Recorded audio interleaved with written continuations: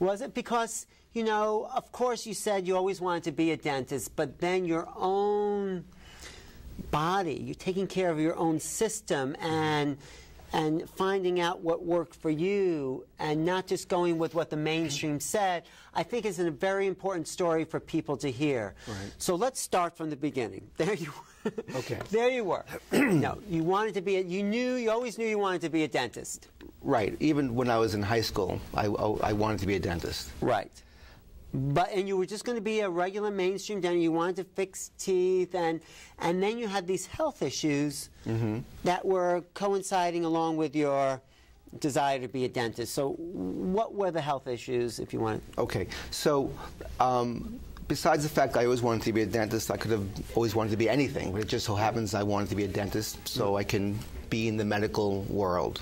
Okay. You know, I'm only asking you this because I think when people realize what you've been through to heal yourself holistically, they get how dedicated you are to a bigger system. So please. Okay. Well, so as a young child growing up, I was always having stomach aches, and I was always constipated, and I was always having pain when I was eating my lunch or my dinner. And I went the traditional route back then when you go to your doctor and they say, well, take, you know, either mineral oil or Senokot and to work with the constipation. But that was my whole life, and I just dealt with it. And if I went to the bathroom 3 times a week, I was thrilled, and that was just the way it was. No one in that time ever said, well, it might be what you're eating or diet. They never, did they ever? No, that wasn't even, and I had I had a delicious diet. It was full of cookies and candy and, you know, everything that you would avoid today if you were looking to have a healthy diet. I grew up on, you know, tons of juice and soda, you know, everything that... Typical American diet, pizza and American cheese. And, exactly. And you just had this stomach issue that you had to just deal with. Right, yeah. Because it was my issue. No one else in my family had it, so that was just what I was dealt with. So I went on, and then when I went to college in the early 1979, early 80s, the same issues would flare up, and I would have some problems, but we just dealt with it, you know. You dealt with it how?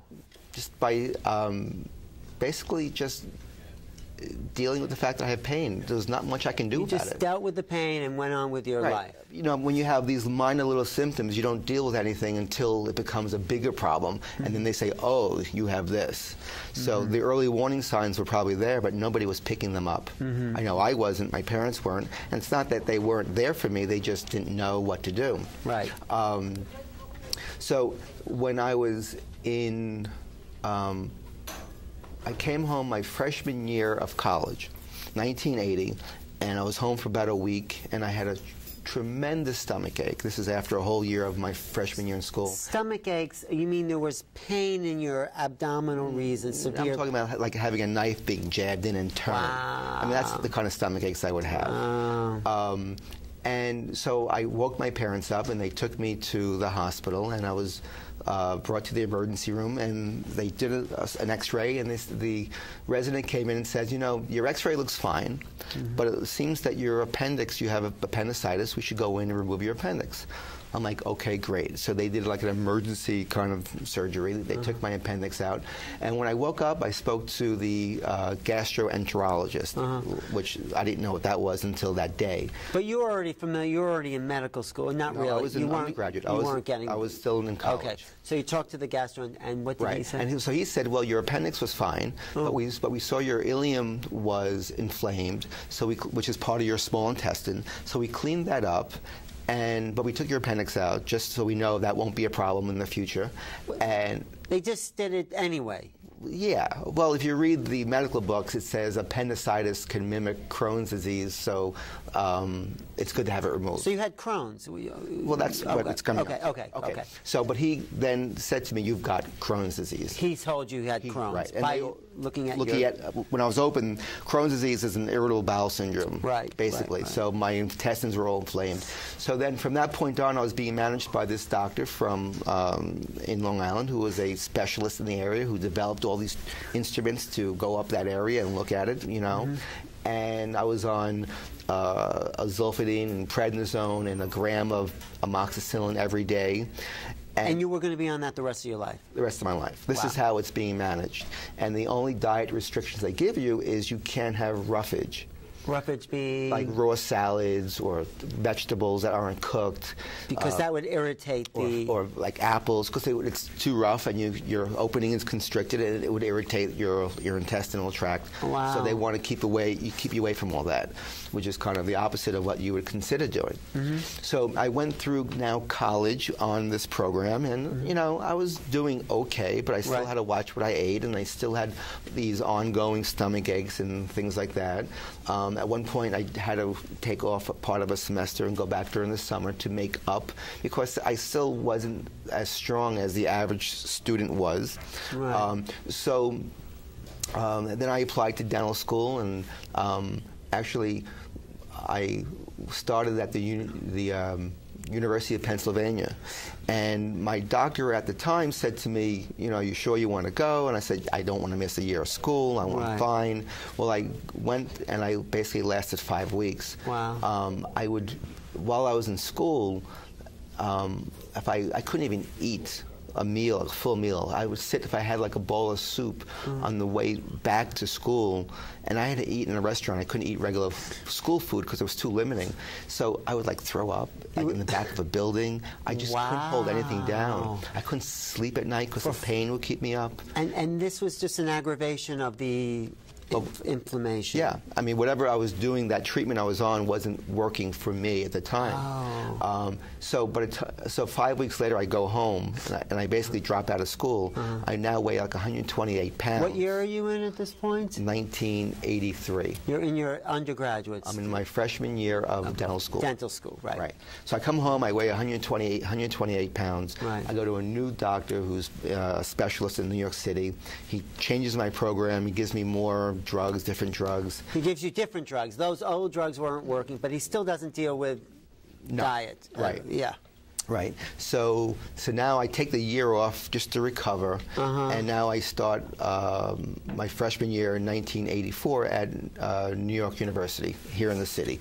Okay. I was close to my family. I was close to my doctor. It was a good thing to do, and I did that. But I was still being managed with the medication. My diet hasn't changed. You know, my breakfast was a donut and chocolate milk. And did it never occur to you to possibly change your intake of food, certain foods? Alan, I was going to the best doctors in the city. And if they didn't say it, who's going to say it? People from around the world go to these doctors. They come here for their. So I'm like, who knows better? right? You know? So doesn't that shock you now, looking back? Yeah. Well, yes, because the information is not like hidden in some special book. Right. It's out there that anyone is open and available to see. Right. The question is, well, why are they not seeing it? What's missing? Yeah, that's what's the disconnect? That's shocking. That's shocking. That's shocking that the best doctors in the world. Right. And so we'll go into what the disconnect, but go ahead, finish where you... So now I think it's probably my second or third year of dental school, and now, see, what happens is they don't do surgery, they don't remove anything until they see that you'll get like an abscess or something that's possible more dangerous than your symptoms, because they know even if they do surgery, the problem will come back.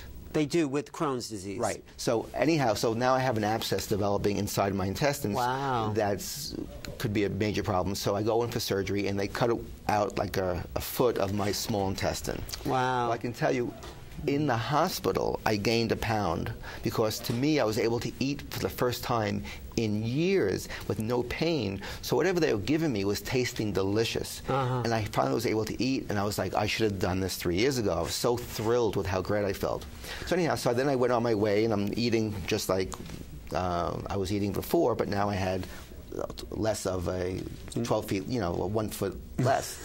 So things are great. So now I graduate dental school, I do my residency, now I'm working on my own in a dental practice, and all of a sudden I'm starting to get symptoms. Okay. And the symptoms are fatigue, I'm starting to get night sweats. Now, people have heard of you sweat, but when you have night sweats, I was like changing my T-shirt 7 times because they were so wet. This was a complication to the original issue. You hadn't had those conditions before. I've never had those conditions before. I see. So they don't know why I was having them. Right. All I know is something was going on. Right. Okay. And when I was working, I would work for an hour, and I would have to sleep for 2 hours. Wow. When I was, but talking about you're sweating, I would have to put like a Bounty towel under my arm because my whole entire shirt down to my pants would be wet from my perspiring, my whole body. So I was something was going on. I went to my doctor, the great ones, and I told him I was sweating. He said, well, you should change your deodorant. And I'm like, I already used Degree. You can't get better than Degree deodorant. That doesn't even make sense, that you're sweating and you should change your deodorant. I mean, it's frustrating just listening to that comment. Well, especially today. But what happened was, it turned out that the infection had went into my rectum. Ooh. So now you need to go for rectal surgery. Ow.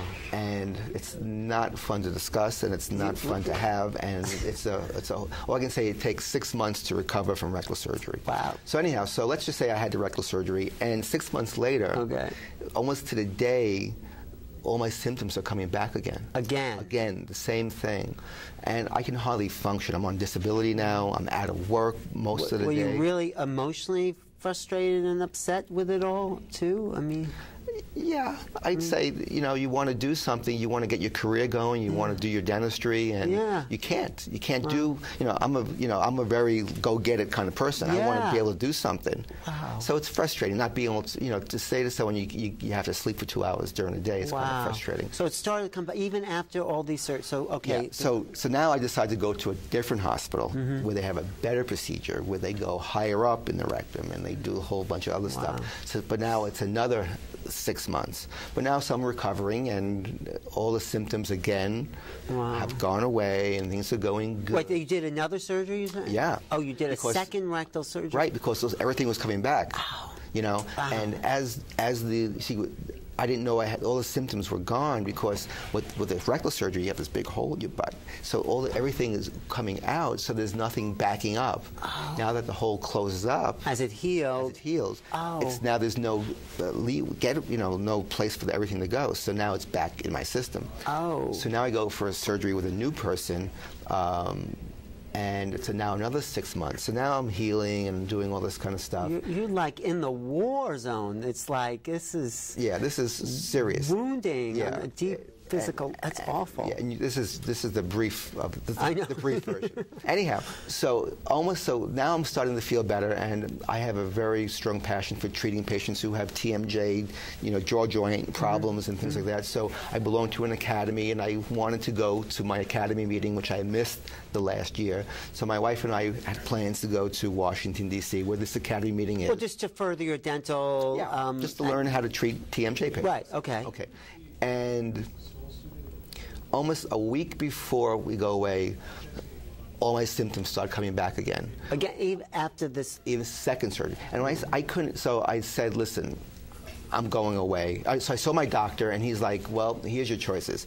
We can do another surgery. We can put you on some other medication, like 6-MP, which they give the kidney patients, and other immune suppressive type of drugs, or we could do another surgery, but this time it'll be higher up. Oh my God! You'll have to wear a diaper because you won't be able to hold your bowel movements for the rest of your life. The rest of my life. Oh my God. And this is your choice.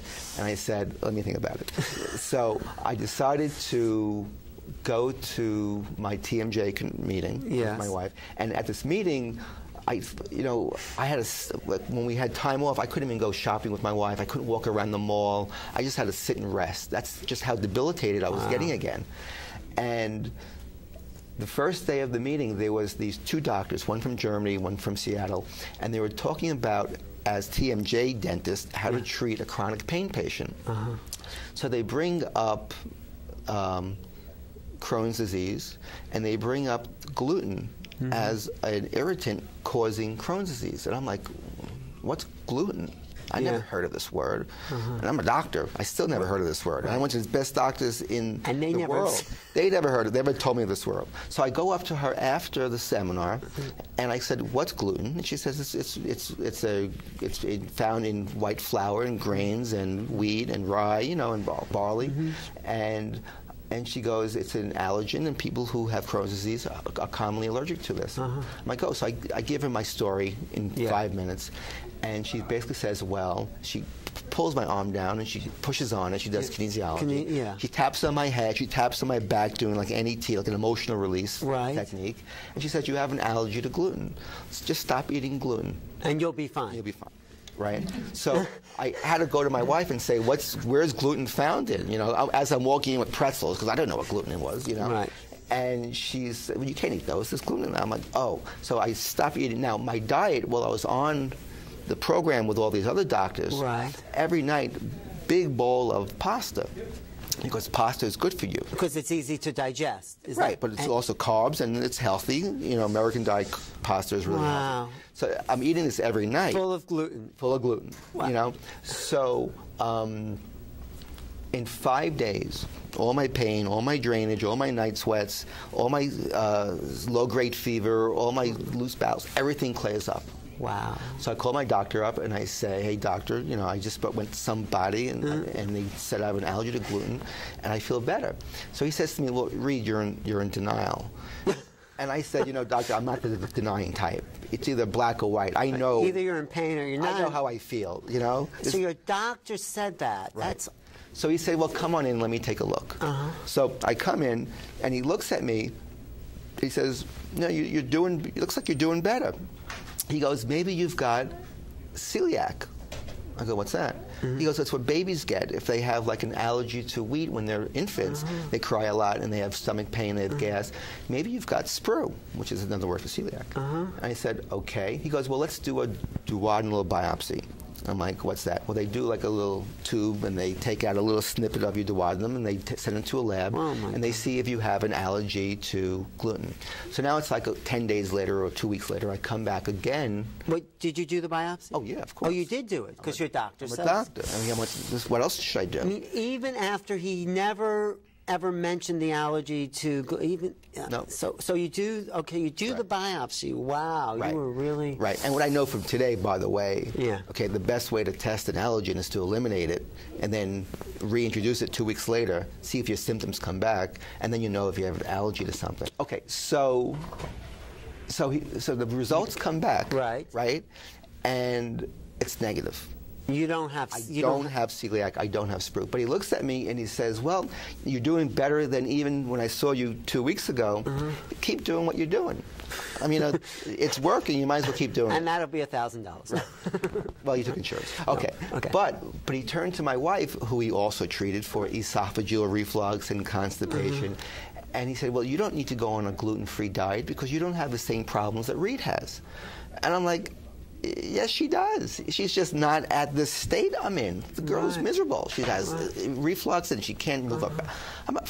Why not? Isn't it obvious that there's an issue going on here that needs to be addressed?" This was a wake-up call for you. I mean, this was like you're starting to say something's wrong with the mainstream if they're not looking at these other issues. Right. I mean, you. Right, but now it's just I'm on the fringe of understanding. But you're starting to like wake up to something, right? Something's starting to click in here, right? Yeah. I mean, I'm like, well, there's something's going on, and why would one person tell me one thing who got me well, and this other person tell me the opposite from my spouse? Who's not getting you well. Right. Who should you look to? You know, do you want to go to a doctor that has big files or little files? Right. Because the big files are big problems. Little files, they get them healed quickly. You know, it's interesting. You should tell me that. We should bring this up as a quick aside. No, please. In my my wellness dental center, I have a color acupuncturist. He does color puncture. Right.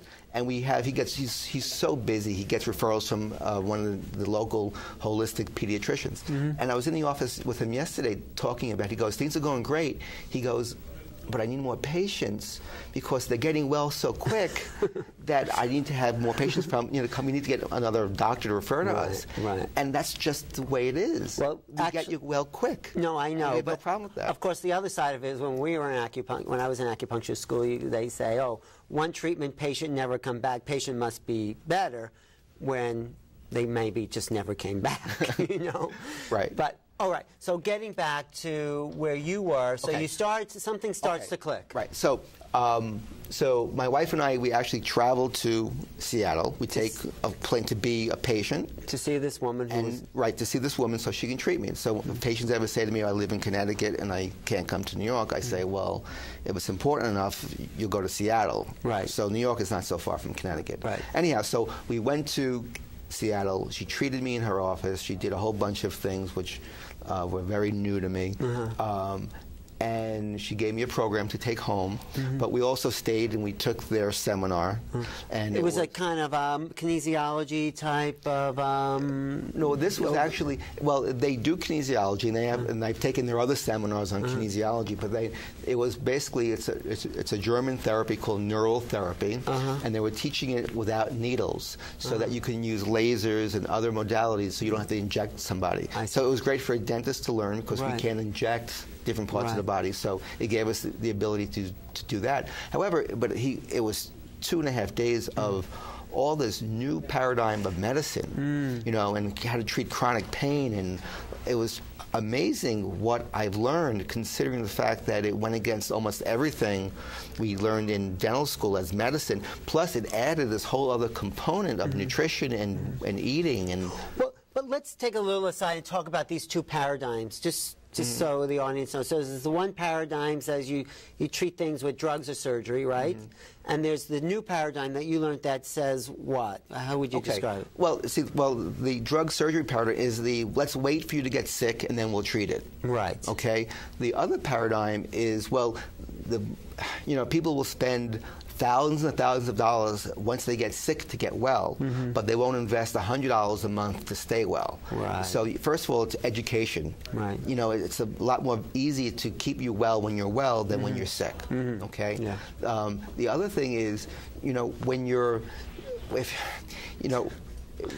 when someone now jumps and they have a chronic illness, no matter what it is, you can't just say, well, I'll give you this vitamin, or let's just do acupuncture. What you do is you have to realize that a chronic pain patient has 4 different disciplines that would benefit them. Okay, so one is the biochemical, which is the vitamin, eating, nutrient thing. Another thing is the structural, because if your body isn't aligned properly, if it's not balanced, your nerves aren't functioning properly, and that affects your other organs and everything. Another is the electrical system, or your frequencies, and the third is the emotions, your emotional stress level. Your stress level, but also whatever's emotionally holding you back that could be released, not by going and talking about it for half an hour, but applying either like homeopathic remedies or other types of frequency type emotional releasing, like or body deep talk. tissue, deep tissue release. Okay, that's kind of and so, but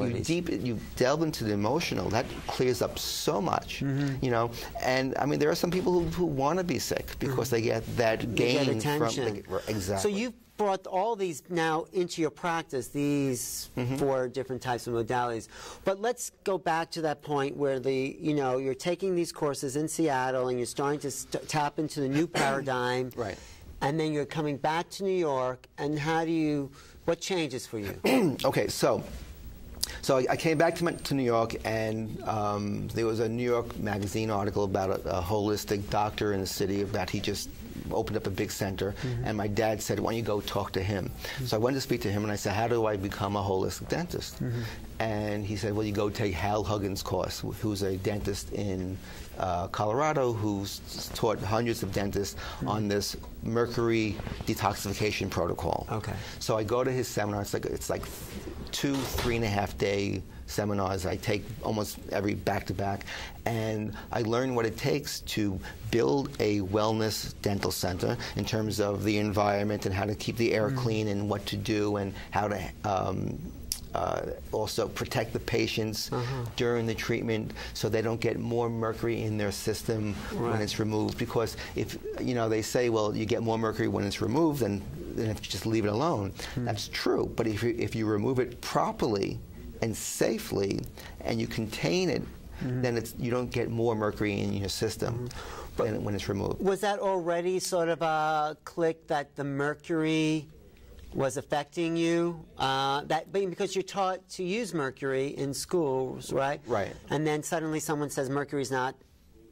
good for you. Right. How did you connect those two pieces? Well, you know, when I came home, I took out all my mercury fillings. Right. I undid my bridge work here because it was blocking my cranium from a cranial point of view. So I can say that the gluten-free diet was the biggest change in my life. Right. But then, do you remember we discussed the 4 different disciplines? Yes. I addressed all those 4 different disciplines. And that's what then got me to the next level, because from that point on, I then saw an Ayurvedic doctor who put me on a detox program for parasites and to clean my gut up because of all the years of antibiotics that I was on. So I kept going and having more work done for the internal system, you know, to get me healthy.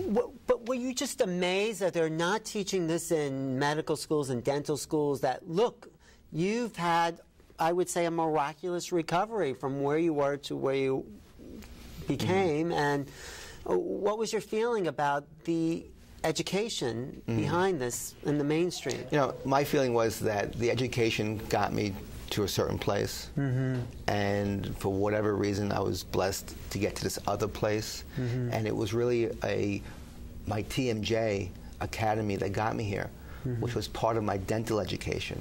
So if I didn't become a dentist, I don't know if I would have ever found this whole paradigm. Right. So I really, you know, it was a dentist that introduced me to these people.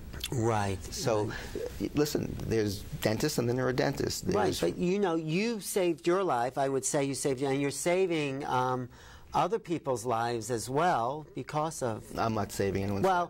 You're helping them heal. I'm not helping anyone heal. Oh, you're not? What I'm doing is giving people information. Oh. Okay, because here's the key to anything you get out of today, and this is the whole point of me being here. Okay. What I say means nothing. What's really important is what you do with the information. You have to take action and change your life, change your road, do something. If you realize that you're following the same mundane cycle and it's not working, then realize that maybe you should change and do something different and take action on some new information. And that's what I did. I remember, here I'm a doctor. Right. You know, 9 years of education, and some lady who I never met pushed down on my arm and said, you have this problem. I didn't look at her and say, oh, you're a nut. I said, well, this is interesting. Let me see what happens. Let me give it a chance. Yeah. You know, how am I going to explain it to the genius doctor when I get back to New York? Yeah. That was my next thing. You know, I didn't tell him what I did because he'll think I'm a bigger kook. But reality is, for whatever reason, I just had enough faith to say, you know what, I don't want to be this way anymore, and let me move on. And it happened. And so this is what you suggest to people, to just be open. I mean, there are kooks out there. There are things that don't work. Of course. And so... See, I was blessed because when I met these people through my academy who I trusted. Right. I knew the directors of the academy. They all use these people, and and these aren't young people in the academy. They're all in their 60s and 70s, and they're all vibrant people. So there's something going on there.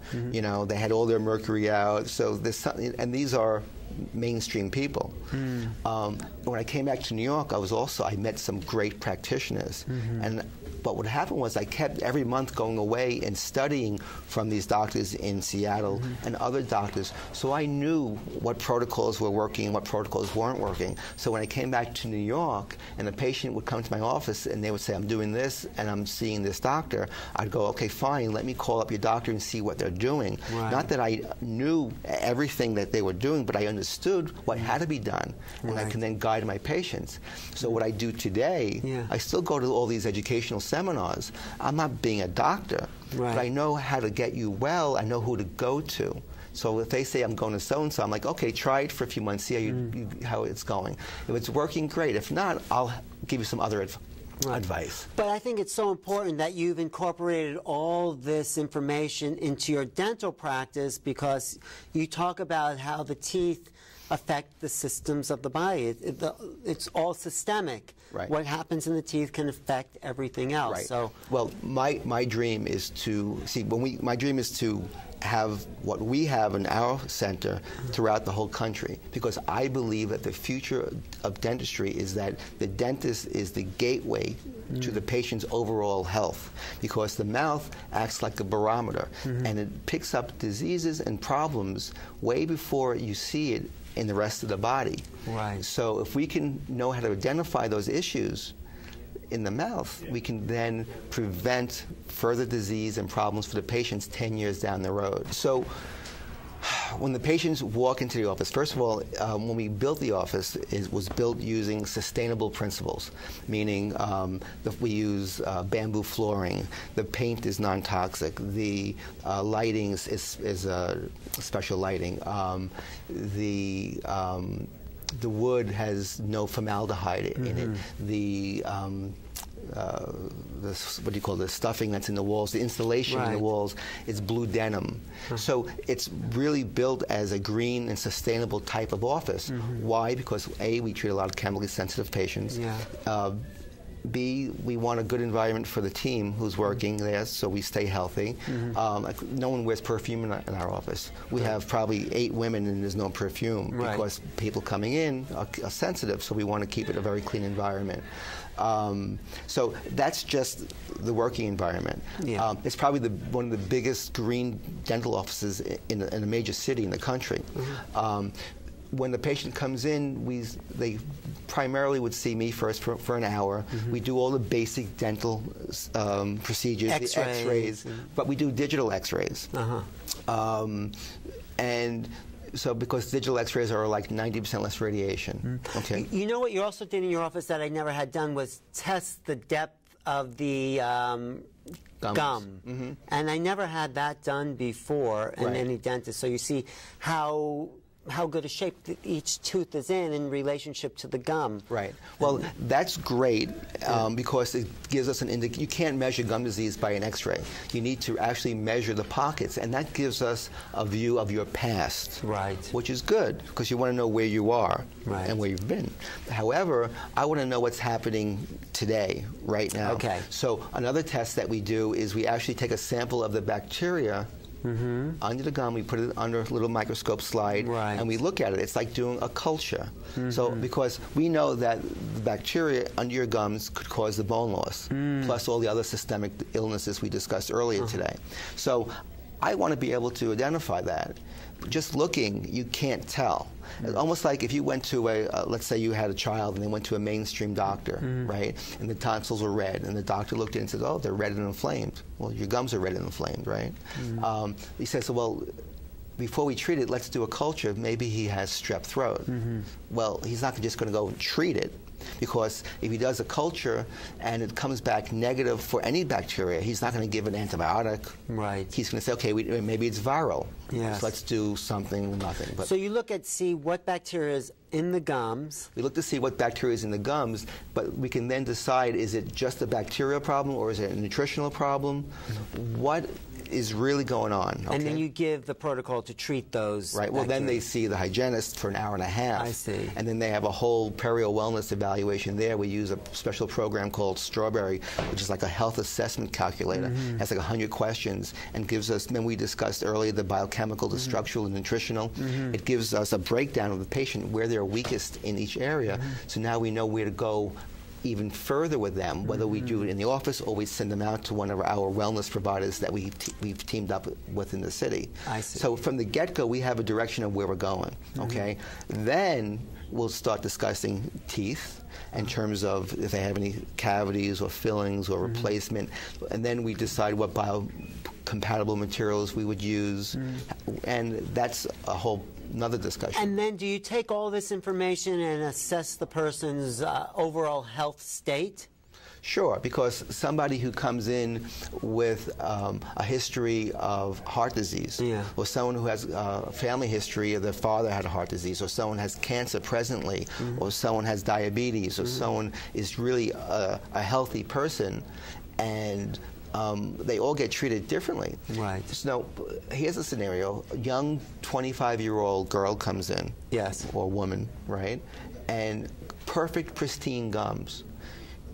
You do a slide on her, and she's loaded with spirochetes, which can cause gum disease. Little bacteria under the gum, Right. yeah. So if you didn't do that, you wouldn't know she has a problem and needs a 6-week follow-up and a change. When we talk about changing her protocol, because it's not working. Right. So, but if she would have went to the old paradigm of dentistry, which we used to do years ago, she would come in, oh, your teeth look great, give you a little shining, a little cleaning, see you in 6 months. But then 6 months go by, she comes back, oh, you have a pocket. Why did that happen? Well, because the bacteria was never addressed. And gum disease is transferable from kissing. Okay? So she may have been cleaned up today, but 8 weeks later she's kissing someone again, and they weren't cleaned up. Now you have this whole problem going on. You have to be careful who you kiss. I mean, yes, well, we have a safe kiss program. You do? Of course. Okay. Yes. Very important, But so when the patients go through the procedure now with the hygienist, before they even start with them and start poking around and doing a more in-depth gum evaluation, they ozonate the gums so the infection isn't pushed around the bloodstream from the start. Wow. It's so important what you're doing to maintain the overall health of the human being. Are you encouraging other dentists to go in this direction? Because most of them haven't. I mean, we are, and I just was part of a seminar about a month ago to a bunch of dentists, explaining to them what you can do in today's dental practice for the future, and how important it is, because now we're the go-to guys. We're the guys that are responsible for diabetes and heart disease and certain inflammatory cancers.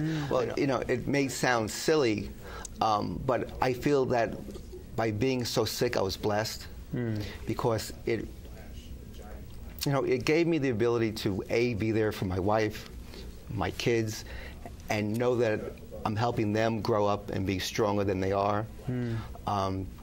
The pleasure that we see when patients come in and then we give them advice that is contrary to what they were told, and it's simpler and it's easier for them, and just to see them happy and smiling that we've made a difference, or that we've actually listened to them and we didn't throw them off as being kooks, and that there is another way. That's my thanks, and that's really why I do this. It's such a pleasure to see this and to go to work and know that we're making a difference. So I've been talking to Dr. Reed Winick, Dentistry for Health, New York, at 120 East 56th Street. I totally recommend his work, and to tap into a deeper understanding of who we are as physical, emotional, spiritual beings. Thank you for everything. You're very welcome. Thank you, Alan. And your website? www.dentistryforhealthny.com. Thank you. Thank you. This is Alan Steinfeld for New Realities, and if you have any questions, email me at newrealities@earthlink.net, and check my website, newrealities.com. Thanks for watching. Thank you. Thank you. That was great. That was very good.